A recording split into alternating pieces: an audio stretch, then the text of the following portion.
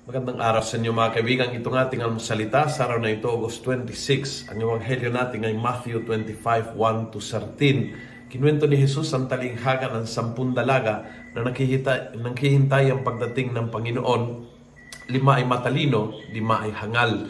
At yung kakaiba is may dalang mga lampara, ilawan, but naubusan silang lahat ng oil.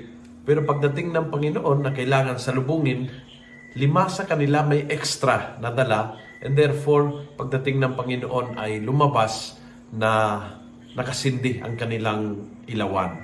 Samantalang yung 5 hangal ay talagang naubusan, walang extra, hindi nila nasalubong ang Panginoon. And I think the message is powerful.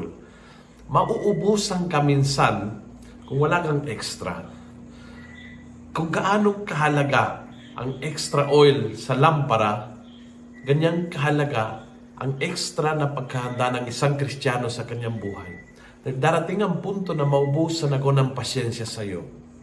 But I need extra. Maubusan ng time na maubusan ako ng lakas upang patawarin ka sa ginawa mo sa akin. But I need extra upang magawa kong ito. Mayroon times na naubusan ako ng gana maglingkod sa simbahan.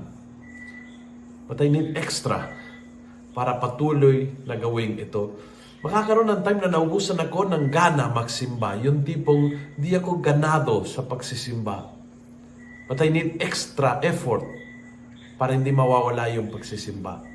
Darating ang araw sa buhay natin in different aspects of our life, in service, in family, in relationships, in spirituality, na mauubusan. Dahil tao lang tayo, mauubusan. May limitation ng ating capacity, ang ating gana, ang ating strength. Pero kung may extra, maubusan man, mayroon kang pang-refill. And yun ang message ng Panginoon. Planuhin mo ang buhay mo for the times na mauubusan ng likas na lakas, ng likas na gana, ng likas na kakayahan, and bring the extra. The power of God will give you that extra strength para harapin sa anumang pagsubok suliranin na dumarating sa buhay. Huwag kang maubusan ng extra. Sana pakinggan po natin ni Jesus sa payo niya ito. Kung nagustuhan mo ang video ito, pass it on. Punuin natin ng good news sa social media. Gawin natin viral. Araw-araw ang salita ng Diyos. God bless.